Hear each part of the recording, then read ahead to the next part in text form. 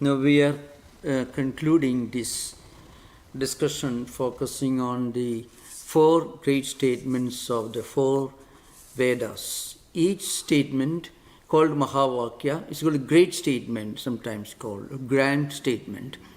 Each of these Mahavakya or great statement represents one of the four Vedas. For example, as I mentioned earlier, this Prajnanam Brahma that we are discussing right now, it is from Aitareya Upanishad, it is from Rigveda, and Ayamatma Brahma, which we are going to discuss today towards the conclusion of this particular session.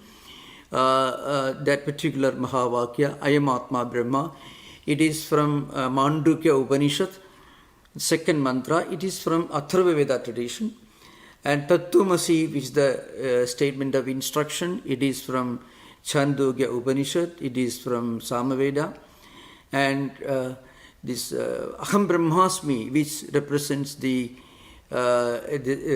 statement of experience, it is from Yajurveda, it is from Brihadaranyaka Upanishad. So each of these statements together can be called a condensation or summarization of the highest spiritual philosophy.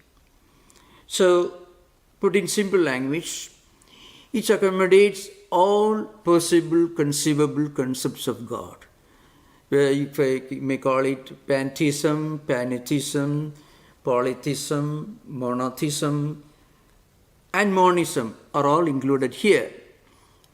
Now, at the same time, it ends with this innate inner experience represented by the Mahavakya from the Brihadaranyaka Upanishad, that is Yajurveda, Aham Brahmasmi, I am that absolute reality. Now, this actually accommodates all other levels of spiritual evolution and experience, at the same time goes beyond all of them.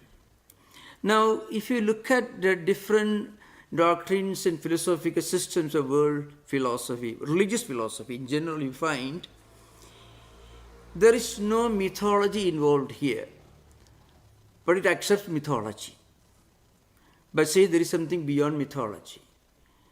There is no focus on a single God idea, but it accepts all conceivable ideas of God, from any primitive, or you may call it the more advanced Brahmic or monotheistic traditions of Hinduism, that are all included here.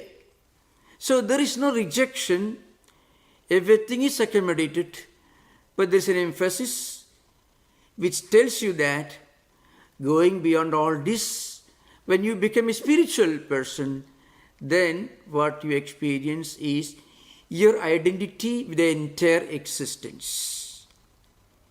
That's the idea behind. God and His creation are not two entities. God and His creation are essentially identical. But this again, not a concept, not an idea, not a doctrine, but a kind of inner experience. So this is only just by way of giving a formal introduction to the conclusion of this particular session. Now, I already mentioned in my early sessions that in Hindu tradition, wherever there is a conflict or two different opposing views and ideas with regard to God or the highest spiritual experience or spiritual reality, then the authenticity is given to, or the statements of Upanishads are considered to be the most authentic.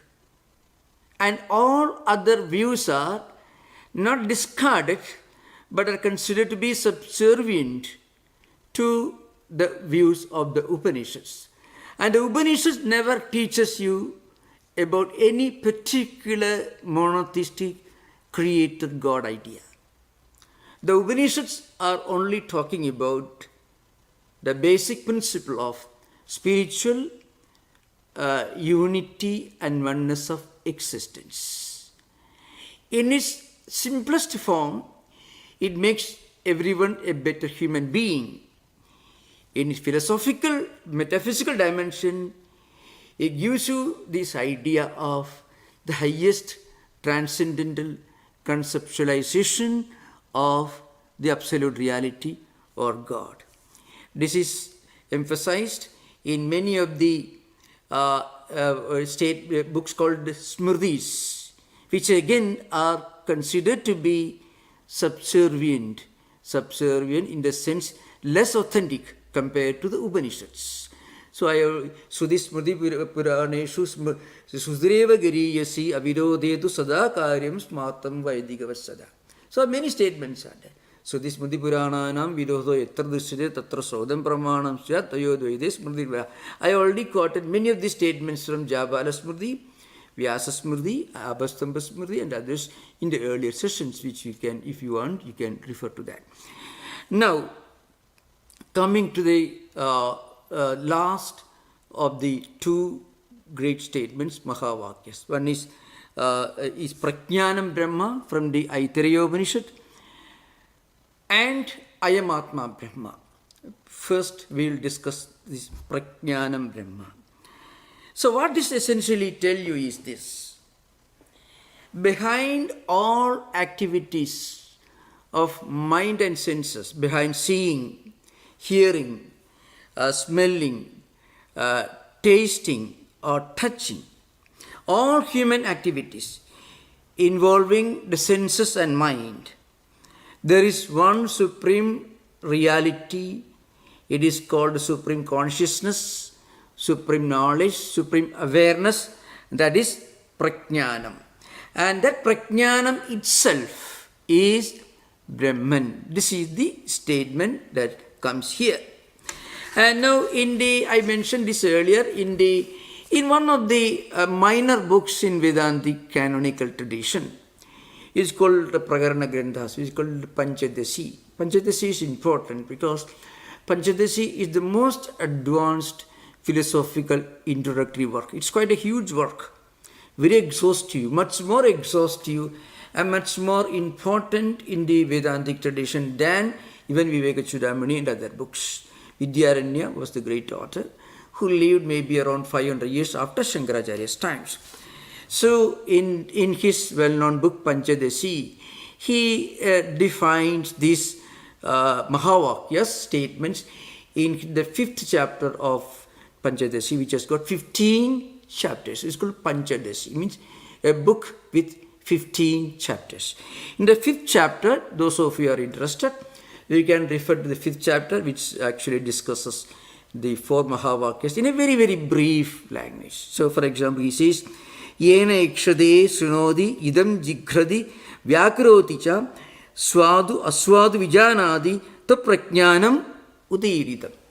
That is prajnanam, that is awareness, that is consciousness, that by which a man or a human being sees, hears, smells, speaks and distinguishes sweet and bitter taste. This is the statement, very simple statement. What it means is this. You know, suppose you have a glass of water in front of you. You may say that it is the water that you are going to drink. Or if you have got a book with you, you say, this is my book. And this is the water that you are going to drink. This is the book you are going to read. This is my book. So you don't identify your own identity. You don't identify yourself with the book or the glass of water you are drinking. Now going beyond all that, when you say, I'm happy, I'm unhappy, I'm knowing, I'm smelling, I'm tasting. So you can very easily understand that the mind with which you are understanding the taste of a fruit, when mind and the sense of taste are involved in a collaborative function, you happen to enjoy the taste of a fruit. So here again, I am enjoying the fruits. Or we say, my mind is happy now, unhappy maybe some other time. So you can see you are different from the book in your possession which you are reading. You are different from the glass with which you are drinking water. You are also different with your own mind, which is happy and unhappy from time to time.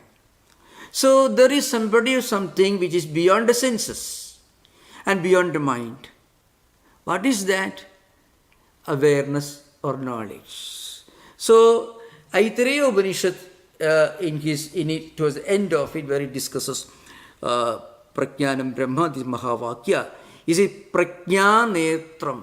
So this world, Lokaha Prajnanetram, the entire creation, the entire existence is a content or the result of your being aware of it. So everything exists for you because you are aware of its existence. In other words, awareness is existence, and this awareness is Brahman. This is the statement. It's a very, very advanced way of going beyond even the idea of a created God. So this is with regard to this particular Upanishad. And again, this particular text of Vidyaranya continues, Chaturmukhendra Deveshu Manushya Gava Ashwagadishu. Manushya Ashwagavadishu. So, Manushya means human being, Ashwa means horses, Gava means cows. It means among all human beings and among all the celestial beings, you may call them angels if you want, and even in the animal kingdom, Chaitanya Mekam Brahma. There is only one awareness. It manifests in so many different ways. Ataha Prajnanam Brahma Mayapi. And the same awareness is within me also. A very, very brief definition or description of the Prajnanam Brahma. It's more elaborate and much more metaphysically acceptable description comes in the Aitareya Upanishad itself. So I may not be doing full justice to the subject if I don't actually read and recite from Shankaracharya's own commentary on the Aitareya Upanishad.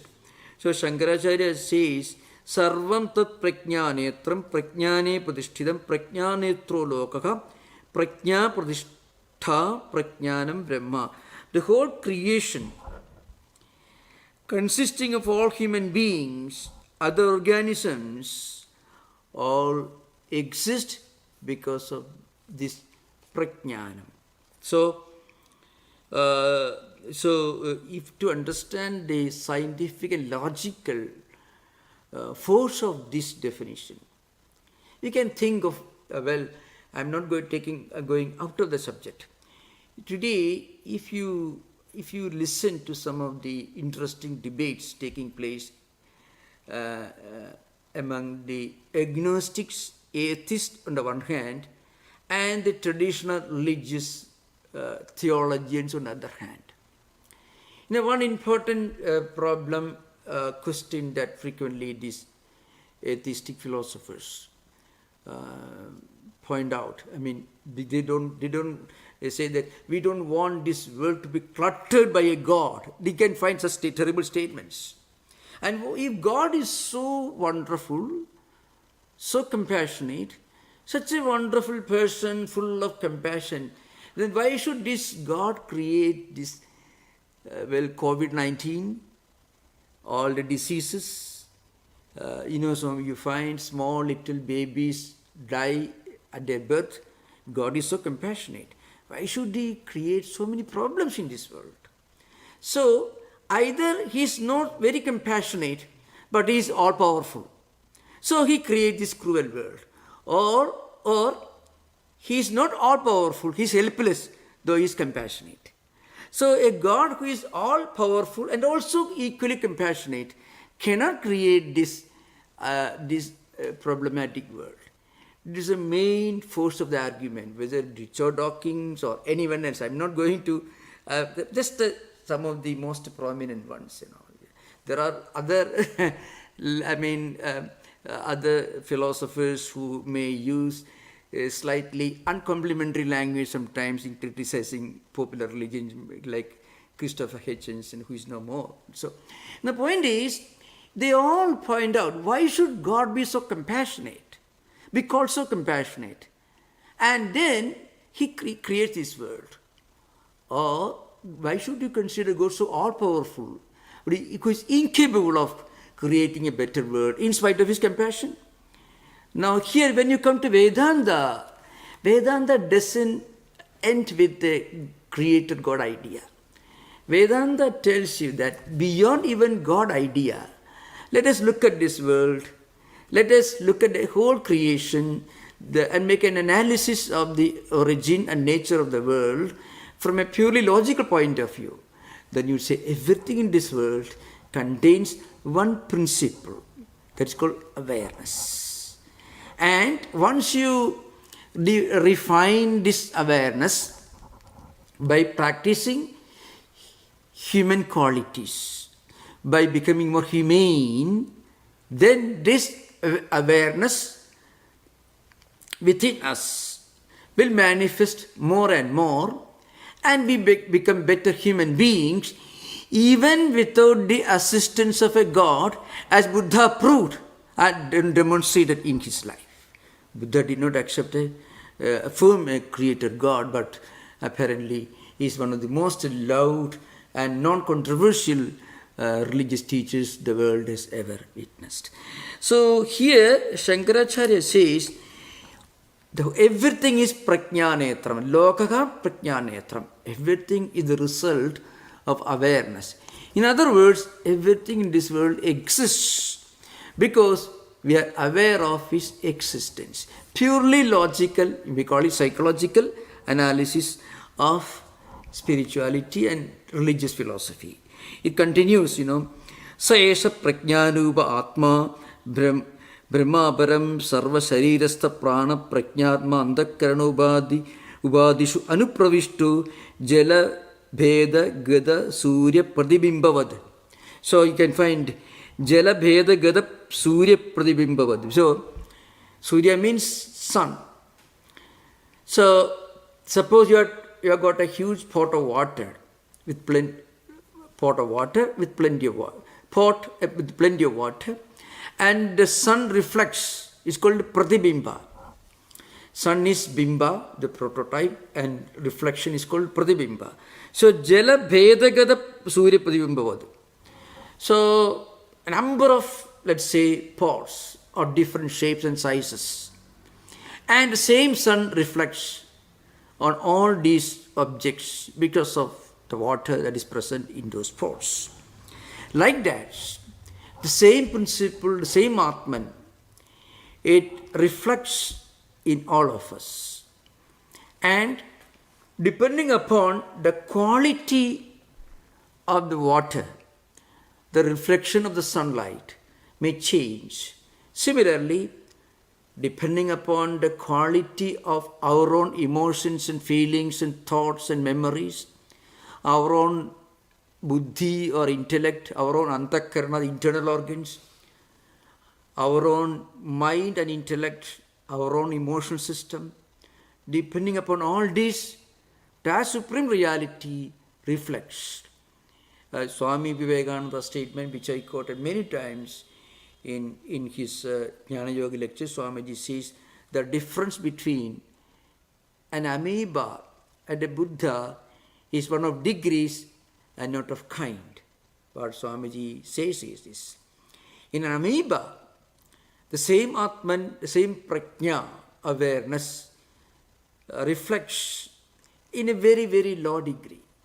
Because amoeba is a very primitive organism. Like, for example, sunlight. If you have a pool of water in a pot, if you have a pot full of water, but very dirty, very muddy, so you may get a very, very small little reflection of the sun. But if the water is pure, like a pure lake, then you get a very wonderful, a complete, pure reflection of sunlight. So like that, depending upon our own mind, our own thoughts, our own emotions, our spiritual evolution happens. So every person can turn himself into a wonderful mirror where sunlight reflects in all its effulgence. Through practice of spiritual disciplines, by reading great books, by thinking, which will certainly change our lifestyle, our emotions and feelings, which certainly make us better human beings, by prayer and meditation, we can turn our own mind into wonderful reflecting mediums. So every spiritual practice, including worshipping in a temple, in a church, in a Buddhist place of worship, in a synagogue, or anywhere where you go and pray and meditate and read scriptures, all these spiritual disciplines will help us to clean this reflecting medium, our own mind. And as the surface of the mirror becomes more and more clear and clean, you find the sunlight reflects better and better. That's why the great commentator says, Brahmatma antakarana ubadhishu anupravishtaka. What it means is, antakarana means this compartment which has got four parts. Thought process, emotions and speculative faculty is called mind, which is mana. Determinative faculty called buddhi or intellect. Our faculty of remembering, keeping a huge house of memories in our system is called chittam, and our own identification, ahankara. So these constitute the whole mechanism of the mental world. So Atman is present in it. Remember, it doesn't mean that we are all Atman as the physical body. No. It means the divine spark of the transcendental reality, Atman, is present in all of us. Just as the sun is present in all the different pots and pans which are filled with water. But depending upon the quality of the water, the reflection may change. Again, this idea is further advanced in the commentary. Tat edat pratyasmida sarvobhadi vishesham sanniranjanam nirmalam nishkriyam shantamega madhyam neti neti sarva vishesha apoka samvedyam sarva shabda pratyaya gojaram tat atyanta vishuddha prajnobhadi sambandhena sarvajñam ishwaram sarva sadharana avyakrita jagat bija pravartakam niyantritva andaryami samyam bhavati. So it is called the andaryami, means the inner dweller, the indweller. How? This Atman cannot be defined by words, cannot be objectified by the senses. We cannot see them with our eyes and mind. But the ability of the mind to see everything around, all these empirical objects, that ability of the mind and eyes and other senses of perception, that's because of the presence of the divine Atman within us. So Atman is beyond all these functions, but without Atman's presence, these functions cannot happen. So it is pure, nirmalam, niskriyam. It is beyond all actions, cannot be defined in terms of doership. That's why, the sarva vishesha apoka samvedyam, sarva shabda pratyaya gojaram. So in Vedanta, this is a very important principle. Atman, or maybe in popular language you can say God. God as defined as Atman cannot be understood or defined by the senses or by words or by any of the tools of epistemology. So sometimes it is called sarva pramanavati, transcending all tools of epistemology. In popular epistemology, at least in Vedanta, there are 6 principles involved, accepted in Vedantic epistemology. That is pratyaksha, anumana, upamana, sabda, arthavati, anupalabdhi, means direct perception, inference, analogy, verbal testimony, presumption and negation. So, of course, in Aristotelian logic, you find a much smaller number of tools of epistemology. But in Vedanta, in Indian philosophy, you'll be surprised. Sometimes the inference and presumption are extended and stretched to all sorts of limits.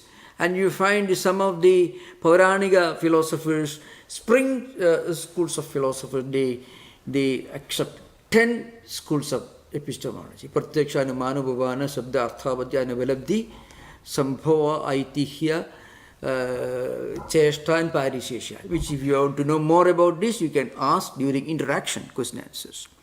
So, and Vedanta tells you that this Atman is beyond all tools of knowledge, all tools of theory of knowledge, all definitions and all attempts to verbalization, means to verbalize, means to make a pronouncement or definition about it, something. So if you want to explain something in words, it should be associated with something. For example, in Vedantic tradition, it's called Dravya, Guna, Jadi, Sambandha, like that, there are different rules. It's called Sabda, Pancha Sabda Pravritti, means 5 types of verbalization. If you want to define a person, you can say he's a musician because he sings, or he's a physician because he's a doctor, he treats patients. So some action is brought in to define the person. He's a doctor, or he's a gardener, like that. Or he's a father of somebody, a brother of somebody, sambandha, the relationship. Or something that he does for his livelihood. He's an engineer, that is his profession, karma. And then some qualities, maybe he's like a flower, is red flower, blue flower, red, white flower, like that. So dravya, something which is pratyaksha siddha, means you may say it is like sun or moon and so on. So it means this Atman is beyond all definitions, all attempts to define, to describe and explain. As I mentioned on innumerable occasions in the past, Meister Eckhart's doctrine of the absolute reality comes very close to this Vedantic understanding of the supreme reality. So this is with regard to this particular, the Mahavakya called Prajnanam Brahma. I think I have completed this. Now I will come to one of the more important Mahavakya called Ayam Atma Brahma, because it is connected, in some ways, it is connected to Ramana Maharshi's philosophy. Those who are interested, you may have heard of Ramana Maharshi's, you know yourself, who am I, that idea. If you make this inquiry as to who am I, you can reach your spiritual destiny. That's what Ramana Maharshi said in clear language. You can find the genesis of this statement in Shankaracharya's own commentary. I'm going to be coming to that. Mostly in his commentary on the 7th mantra of the Mandukya Upanishad that you find. Anyway, we'll come to that. Now what this particular Mahavakya tells you is this. Ayam Atma Brahma. This is found in the 2nd mantra of Mandukya Upanishad, which is one of the shortest Upanishads, only 12 mantras. His commentary by Gaudapada is much longer. So it is in metrical form, more than 200 verses you find. So the Mahavakya is called Ayam Atma Brahma. Okay, what it means is, all this is Brahman. Activating all this, all that you find around, behind and the support of all this is actually Brahman. Ayam Atma Brahma. So essentially what it says is, this Atman is immanent in our mana, buddhi, chitta, ahankara, indriyas and deha, means mind, intellect, the faculty of memory, faculty of self-identification, chittam and ahankaram, in our senses and body. In all days there is this Atman. Actually, by itself, without its association with the body, mind, intellect, etc., it is Brahman itself. In other words, Brahman itself manifests as Atman.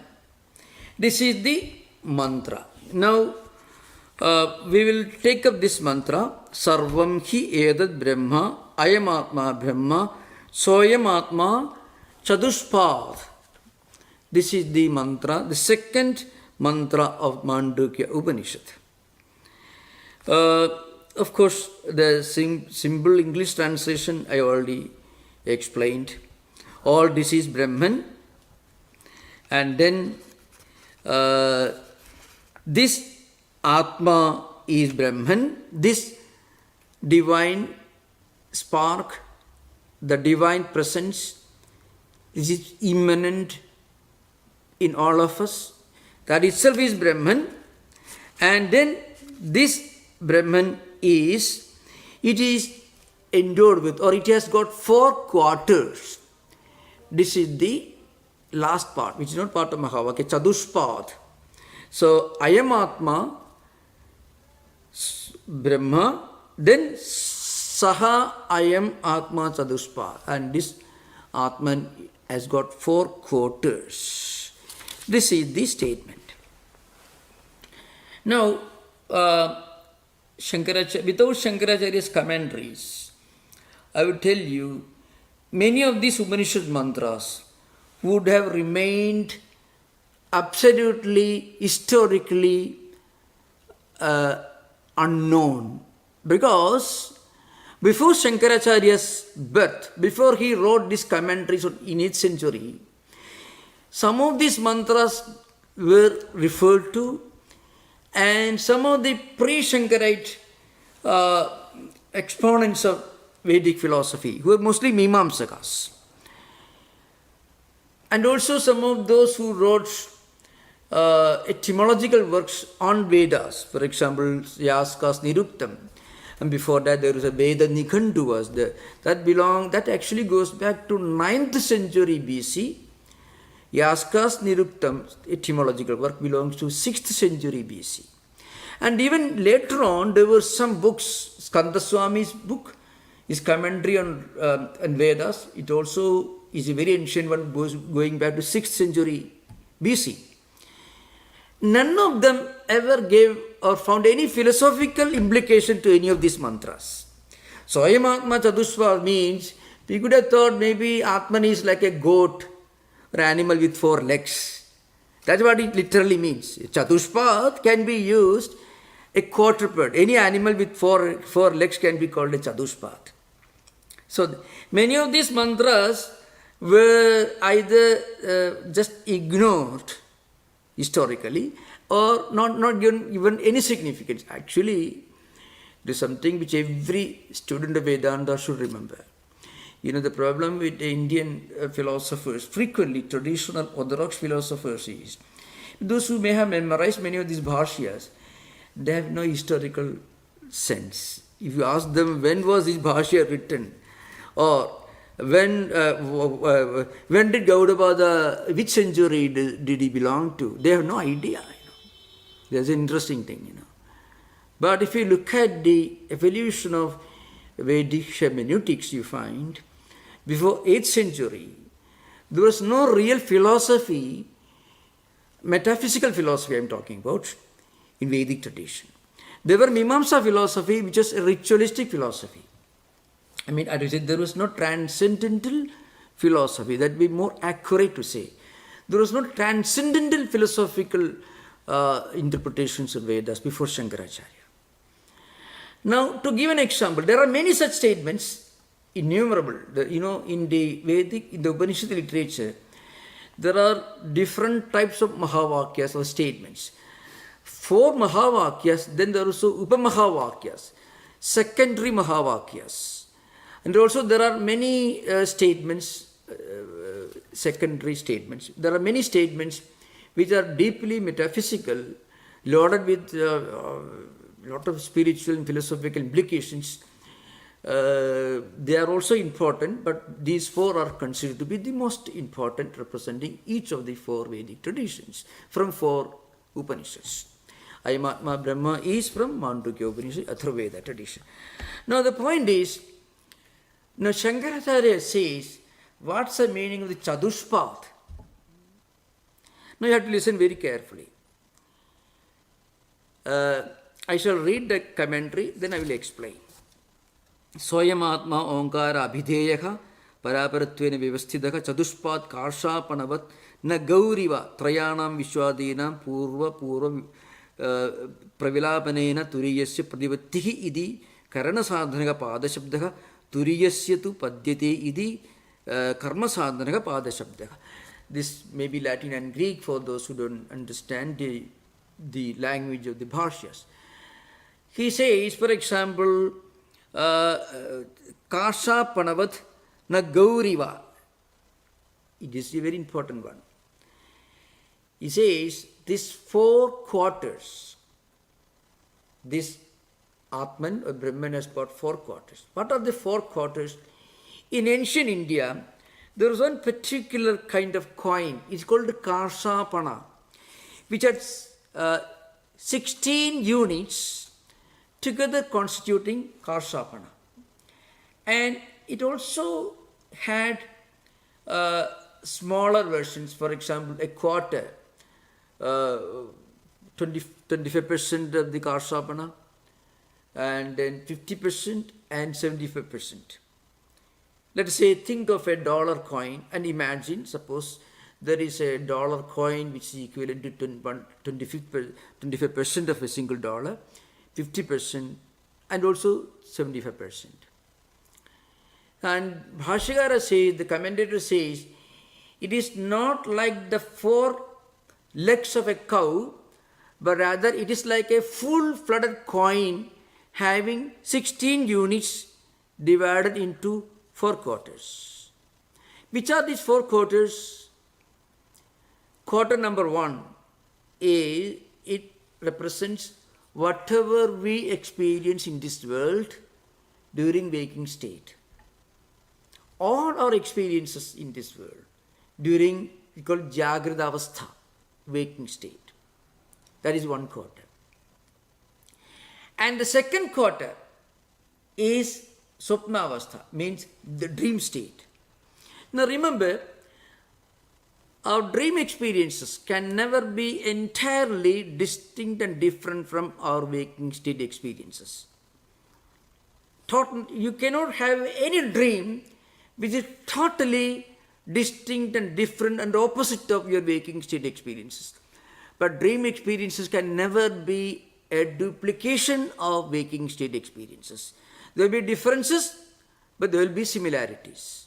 Suppose a child is walking through a street in the evening, looking at the wonderful sweets kept for sale in a shop, and he asks his father, "I want to eat that sweets."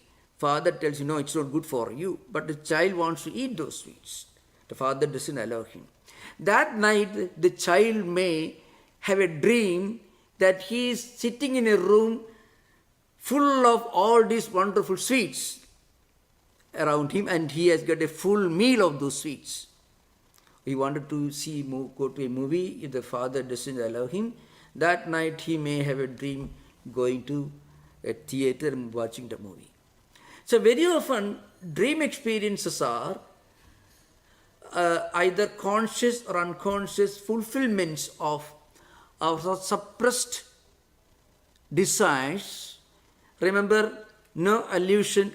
Please don't bring in the great psychologist, I forgot his name, the dream analysis. Sigmund Freud? Sigmund Freud. Kindly don't bring in Sigmund Freud here, because it's pure Vedanta. There's nothing to suppression, all those things. Absolutely no. That's totally different. So I want to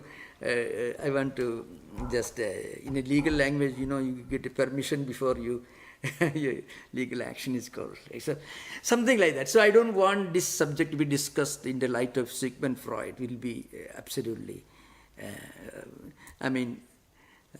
impolite, at least to Vedantic tradition. So the point is, it is no suppression. A child may have a desire to do some things, and he may not be able to do that during waking state. He may want to go to New York, but he may not be able to do, and that night he may feel that he's going to New York. So, but at the same time, going to New York in dream takes one split second. In waking state, it takes 6 hours from San Francisco. It involves a lot of physical endeavor, going and buying ticket, going to airport and so on. In dream, just a split second. So everything is mental. No physical activities involved, no senses of karma, actions involved. So it is more subtle during dream, it is gross during waking state. So desha, kala, saukshmya, staulya, bheda in Vedantic language. It means difference in terms of place and time and subtle gross distinctions you find when you analyze, when you compare dream state with the waking state. But at the same time, there will be always an invisible connection between dream state and waking state. There will be always, it is totally inescapable. Now, but at the same time, the dream state accommodates within itself the essence of waking state experiences. That's why we always find some connection between waking and dream state. And you find the same person who is going through the waking state experiences also goes through the dream state experiences. The same person, same experiencer or seer or perceiver or subject or witness. Now, the third quarter is Sushupti state or dreamless or deep sleep state, where you don't have any experience of the other. There's no duality, because your ability to experience something outside of your own mind is benumbed. So, but then when you come out of the deep sleep, you feel that you had a wonderful sleep. So nobody complains about not having dreams. People always complain when they don't have a dreamless sleep, because that's only in dreamless sleep you get perfect rest, because it is very close to samadhi state. In both, the experience of duality is absent, so you get complete restfulness, aham sukham apsu apsam, in the Vedantic statement. So in other words, dream state involves within it the essence of waking state experiences, and dreamless sleep or sushupti or deep sleep, all these are same. It involves within itself both the experiences of waking state and also the experiences of the dream state. So what does it mean? All included. Now fourth state is turiyam. The fourth state is not fourth in the sense, the fourth leg of a cow. What it means, it is the full, the complete. One karshapana, which includes within itself all the 3 quarters. It includes within itself all the 3 quarters, but also goes beyond that. Let's say a full dollar contains within it 1/4 of a dollar, 50% of the dollar, 70%, 75% of the dollar, and also the last 25%. So it transcends everything. So Turiya state, in a way, includes all our conceivable experiences, empirical and also transcendental. So, on the other hand, if you say, it's like the suppose you say that it's the four legs of a cow, you cannot say one leg contains in it the other cow. No, other leg. No. Each leg of the cow is distinct and different from each other leg. But 50% of the dollar coin, it contains within itself the quarter. And the 75% includes within itself the quarter and also the 50%. And 100% contains within itself the quarter, the 50%, the 70%, and also everything else left. So, it is not like, I am just giving an example, the magic of the commentator. He says, Na Gauriva, but Kashapanavat. So, I am just making, by the single statement, he brings in the philosophy. That means, our Atman is a witness, perceiver, the seer of all experiences of waking state, dream state, and also which is present as a seer and experiencer of the Sushupti or dreamless sleep state. That Atman is the witness of everything, but transcends everything, includes in it everything else. That's Omkara. So, before that, Soyamatma Omkara Abhideyaka. Parabarattvena Vyavastitaha. So, this Turiya is designated by Omkara. Uma also represent respectively the waking, dream and dreamless states, but it also goes beyond all that, Amatra, the Turiya. So, I am just giving an example of the magic of the commentary. Suppose if you don't get this statement, then this statement coming from the Atharvavedi Mandukya Upanishad, nobody will understand what is the Atman has got four legs. What do you understand by that? So Bhashikara in 8th century says, it is not like the four legs of a cow, but it's like the one full quarter coin, which in it includes the smaller quarter coin, the 50% coin, and also the 70% coin. So this is the language that is used. And I'm just giving an example only. This again, and now another point. And this again is a commentary on the 7th mantra, Anta Prakyam, the Brish Prakyam, Ubhayada Prakyam, Na Prajnanagaram, Na Prakyam, Na Prakyam, Adrishyam, Avyavakaryam, Agrahyam, Alakshanam, Achintyam, Avyapadesyam, Ekatma Pratyasaram, Prapanjopashamam, Shantam, Shivam, Advaitam, Chadurtham, Manyante, Sa Atma, Savijñeha. The Ramana Maharshi statement comes in, for example. So Ramana Maharshi, for example, says, if you actually turn the inquiry towards yourself, he says, when the mind is turned inward, it is Atman. When the mind is turned outward, it is the world. But mind can never be turned inward without the mind ceasing to exist.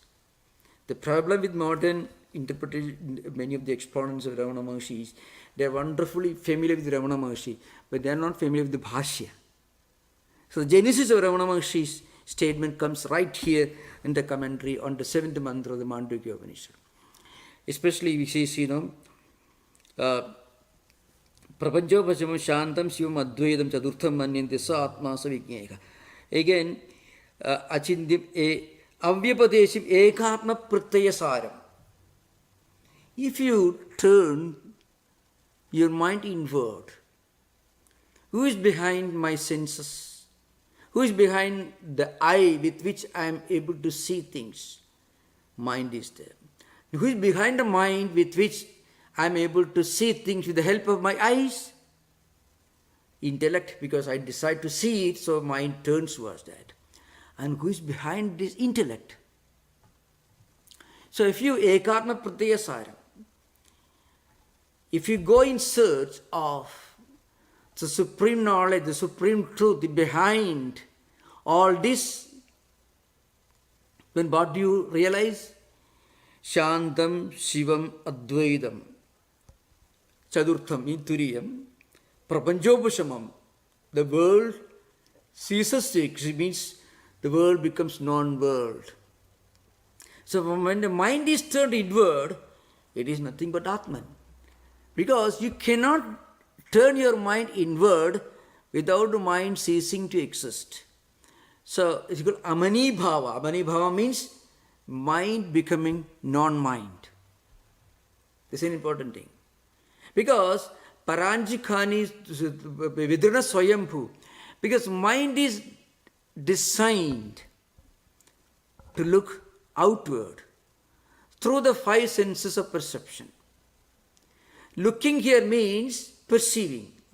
So mind perceives the world either through the eyes, through the ears, through the smell of touch, smell of taste, and the smell of hearing, of course. So eyes, through you seeing, hearing, smelling, tasting, and touching. Five senses of perception. That's how mind is designed. Mind is designed, originally designed, to look outward towards external things. That is its fundamental function. When that function is denied, then mind cannot exist as mind. So mind turning inward means mind ceasing to be mind, mind becoming no longer mind. And then what happens? Egatma pratyaya saram. So when you go in search of the supreme truth, what is this? What is this supreme reality behind? Who is sitting within me? Who is that inner principle? Then you realize the supreme truth, which is beyond raga dvesha, which is purity itself, which is one without a second, which is self-effulgence. And that is Turiya, that is Atman. So that's why, then again, of course, Adrishyam Avyaharam, it cannot be seen, you cannot interact with it, and then it doesn't have any external signs or symptoms, it cannot be even thought about, Achindyam, like that, it goes on, and when you go in search of it, you finally realize the supreme truth. And Shankaracharya says, Tada antaprajnatvadi pradisheda vijnana pramana samakalameva atmani anartha pravanji nivrti lakshanam phalam parisamaptam idi turyadhigame pramanandaram sadhanandaram va namrugyam. Rajju sarpa vivega samakala eva rajjuam sarpa nivrti phale sati rajju adhigamasya. What it says is, suppose there is this rajju, sarpa, this snake rope analogy, may have heard of it. Everyone knows. The semi-dark room where there's a piece of rope, you mistake it for a snake. Now when you bring light into the room, that very moment, samakala iva, Bhashyakara samakala iva means, when you bring light and you realize it is not a snake, it is a rope, you don't then think about the snake at all, because the snake was an idea in your mind, which existed only because there was not enough light. When there is light, the snake idea also disappears. So, at that, that's why parisamapta miti turyadhigame pramanantaram sadhanantaram pradisheda vijnana pramana samakaleva. The moment you bring light and you understand, you are convinced that it is not a snake, samakaleva, at that very moment. And that means pradisheda vijnana pramana samakalameva. The very moment you bring light and you realize it is not a snake, that very, very moment, without a split second, you understand it is a rope. It's like that. The moment you go in search of your own real inner principle, going beyond the sense objects, senses, mind, intellect, and you just go in search of this Ekatma Pratyasaram, the supreme reality, the one supreme knowledge. At that very moment, you realize that this is, you are yourself, this Atman, all this Prapanchopashamam, this empirical world, or they are transcended. Remember, upashama sometimes can be translated as destroyed, not destruction. You transcend. When you bring light and you realize it is not a snake but a rope only, then actually the snake is not killed. The snake idea is transcended. Sometimes, so remember, often the technical language in the commentary is very, very subtle. So, prapanchopashamam doesn't mean that prapancha, the world, is destroyed. When you bring light and understand it is not a snake but a rope, you don't kill the snake because there is no snake at all. The snake idea itself is transcended. Like the prapanchopasama means you transcend the prapancha, it transcends the world. Like that, when mind is turned inward in search of the supreme truth, then what happens?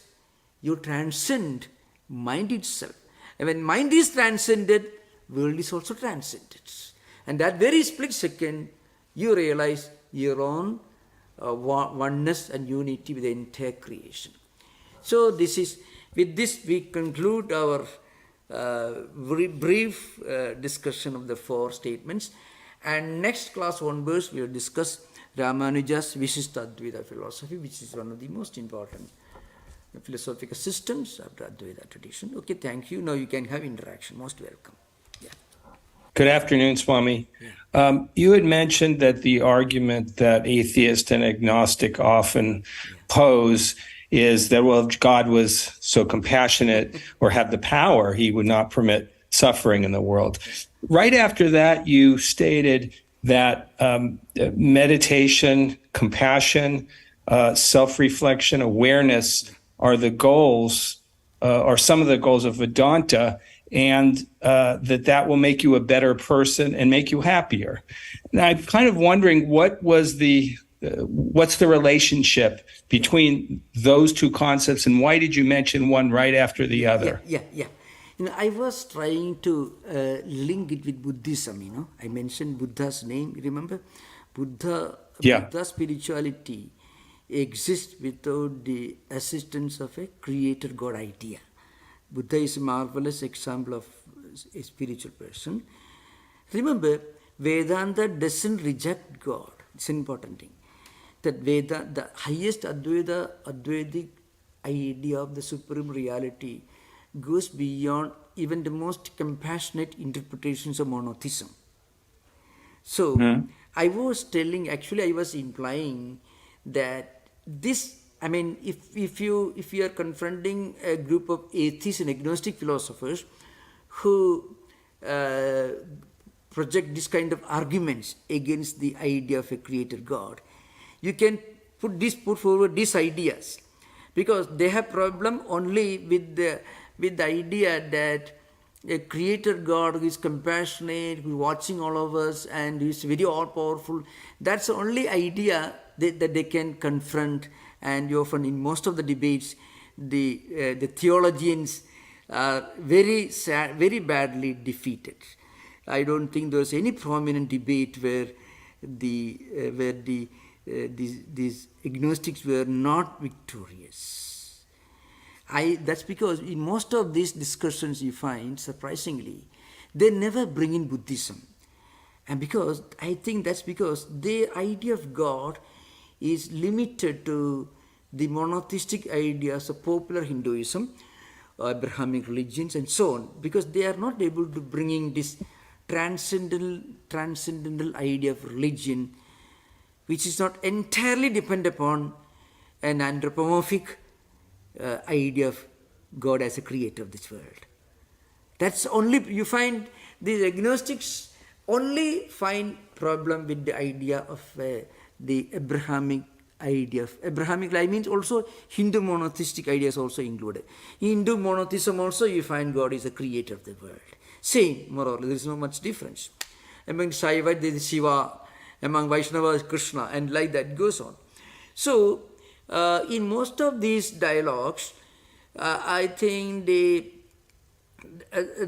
those who argue for religion, they limit their views to the traditional received interpretations of the Bible or other Abrahamic Quran or other Hindu monotheistic Puranas and so on.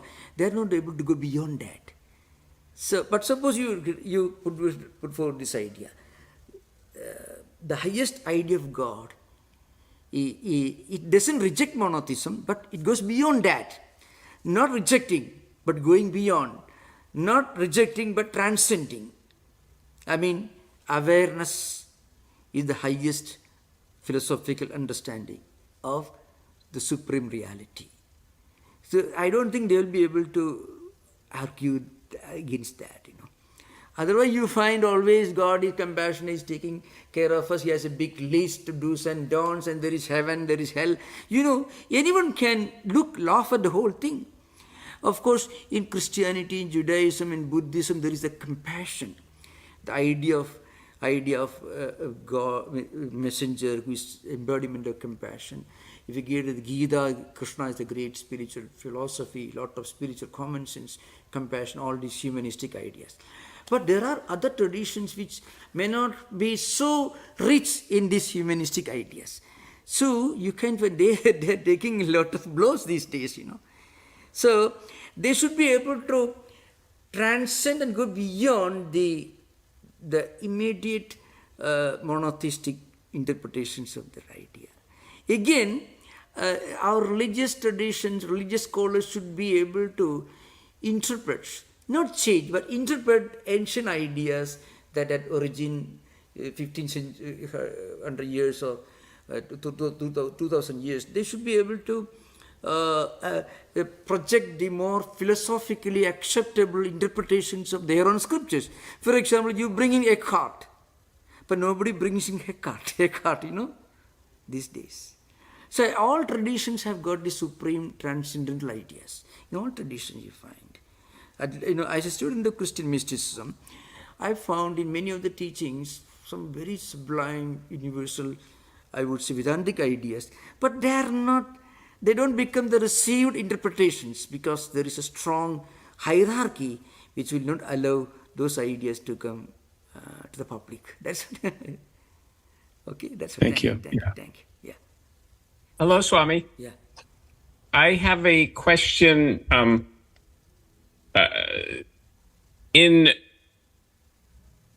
When it said, I think it was by Vivekananda, that an amoeba is only difference in quality, not in kind. My question is, what about a rock? I mean, according to Sri Ramakrishna, consciousness was in everything. Yeah.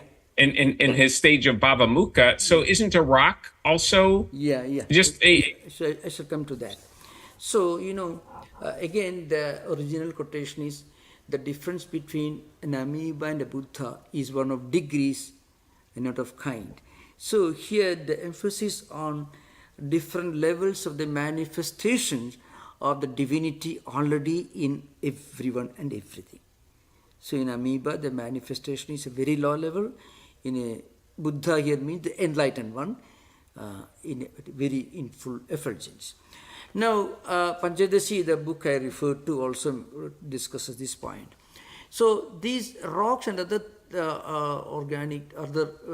non-living things, they don't have a mental system. So they don't have the sense of awareness. So according to, if you believe in Vedanta, if you believe in Yoga Sutras, or even Buddhism, there are also different levels of evolution. It's not absent, but in the Panchadasi you find, suppose there is a wall, and then you focus, you project with a mirror, you project sunlight on the wall. If the mirror is a square shaped, you can find a square shaped patch of light on the wall, which is already got light in it. But the patch of light, which is reflection of the mirror surface, that is different from the wall itself. The rocks are like the walls, and all different living creatures are like the patches of light. Because the mental system is totally absent in rock and other things. That's a difference, yeah. Hello, all. My question is on this Mahavakya, I am Atma Brahma. How do the other schools of Vedanta view that statement? And also, like this other statement in verse 7 that Brahman is Shantam Shivam Advaitam. So these other schools that are Dvaita, do they view Mandukya Upanishad? Do they have a different interpretation of it? Or do they not view that Upanishad as high as the other as other scriptures? That's my question. Thank you. Yeah. There are 6 other schools of Vedanta, like Advaita. After Advaita, there are 6 other total, called the 7 prominent one.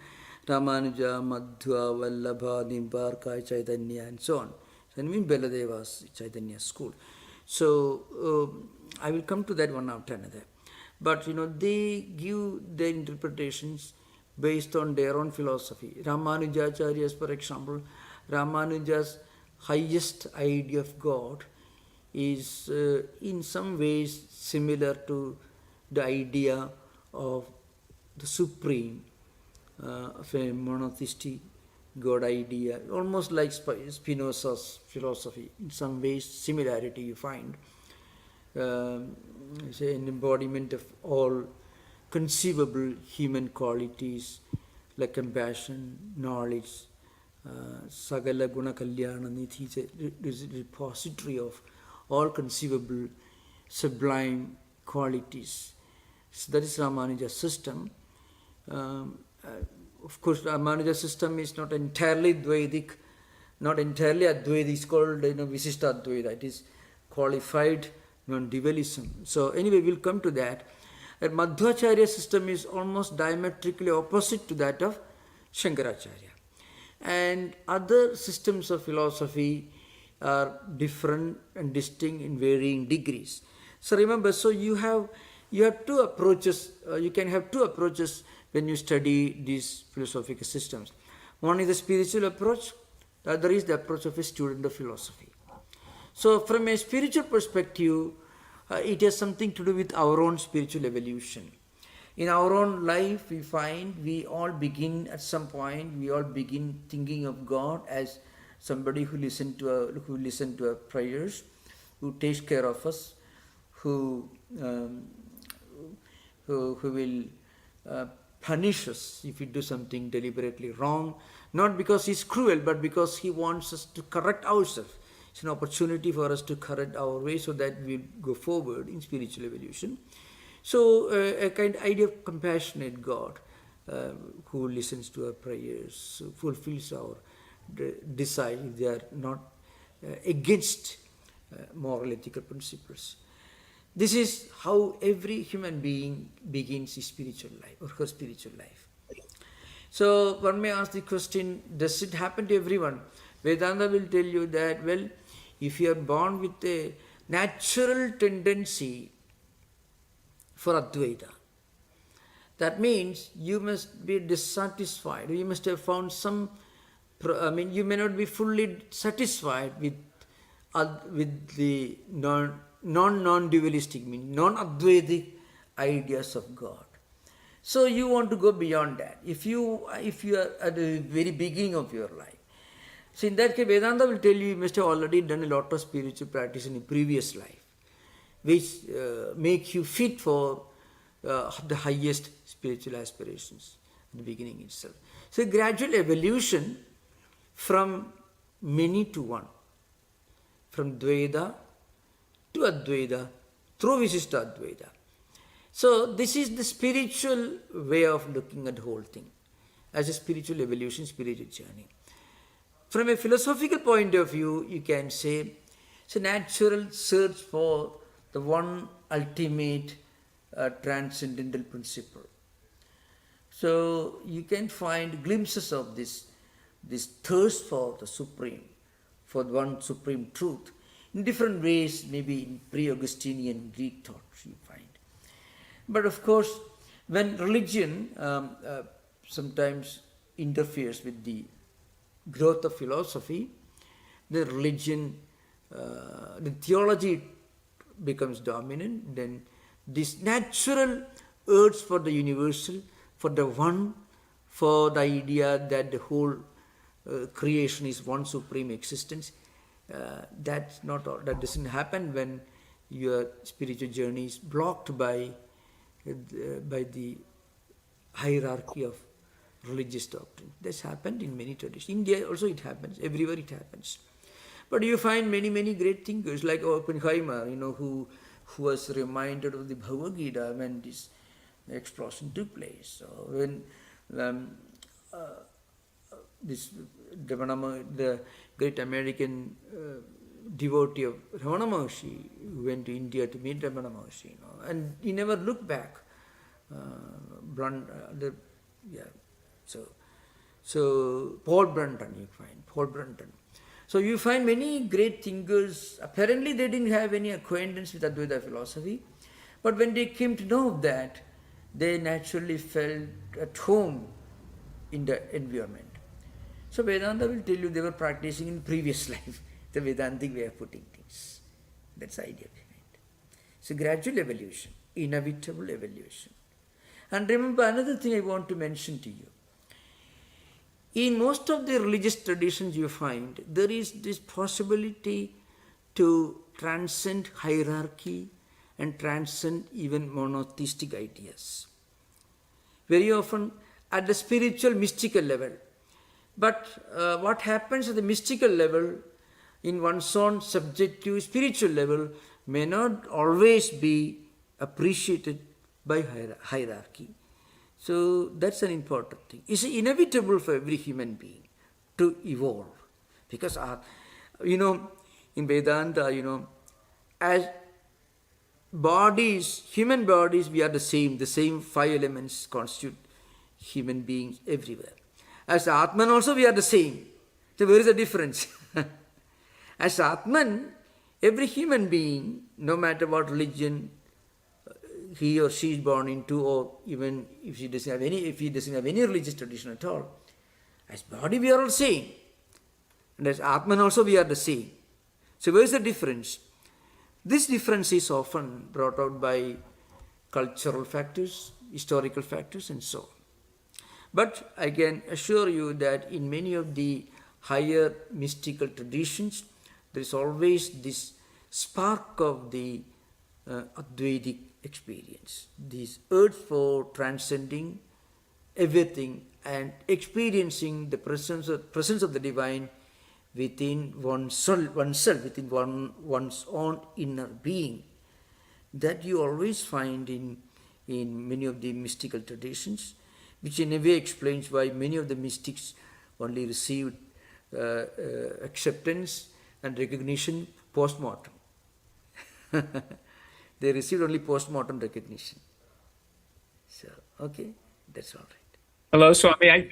My question to follow up what the other David asked is the answer then that God is compassionate because we all have the ability to realize the truth of our existence, that we're Atman? Yeah. And that's why that's the ultimate compassion, is that we none of us have to suffer if we just practice.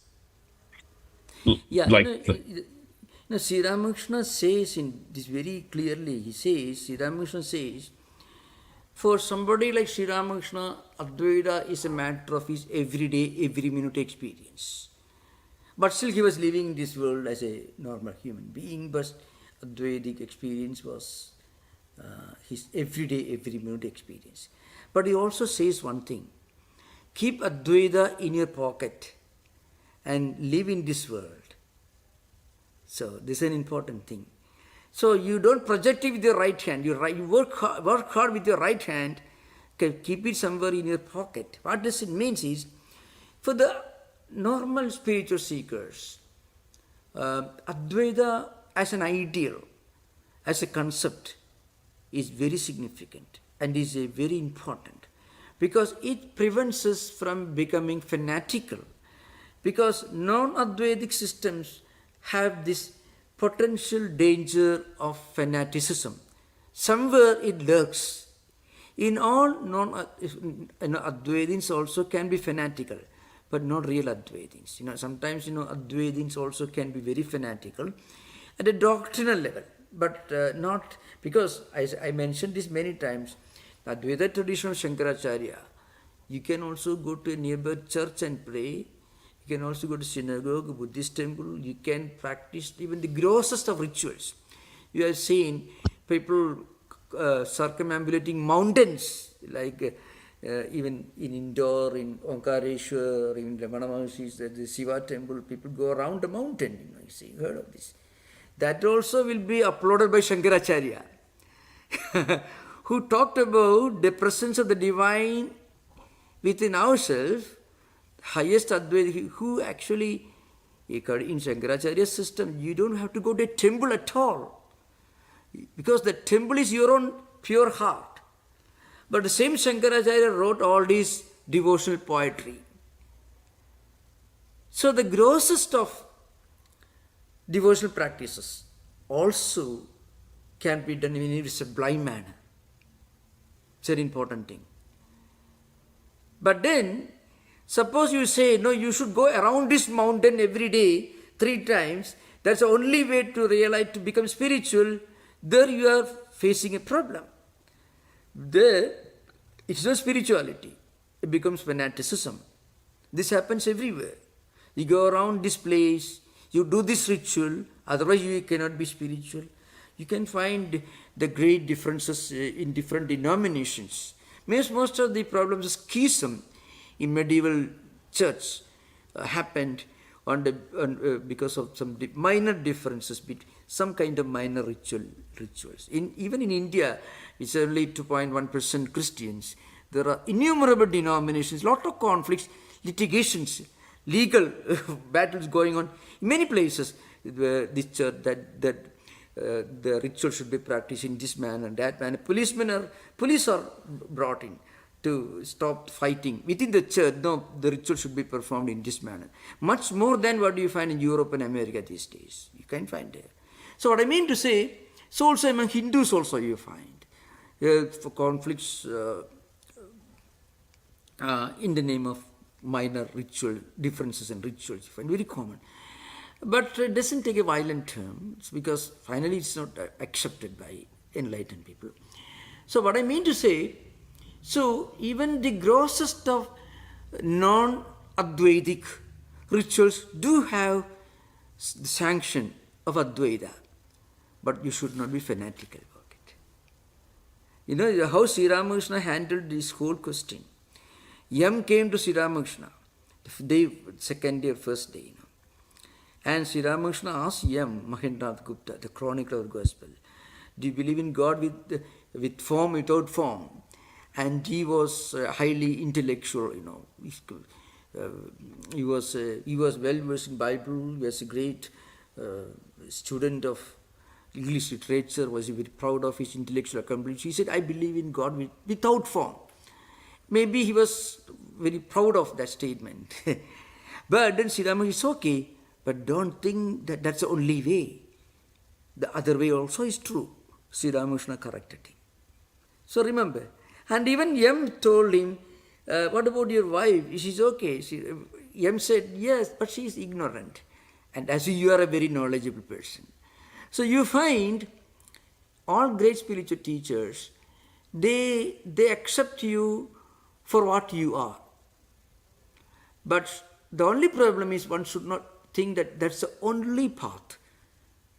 So in order to avoid that kind of fanaticism, you can keep Advaita in your pocket, take out, refer to it, then you are no more a fanatical.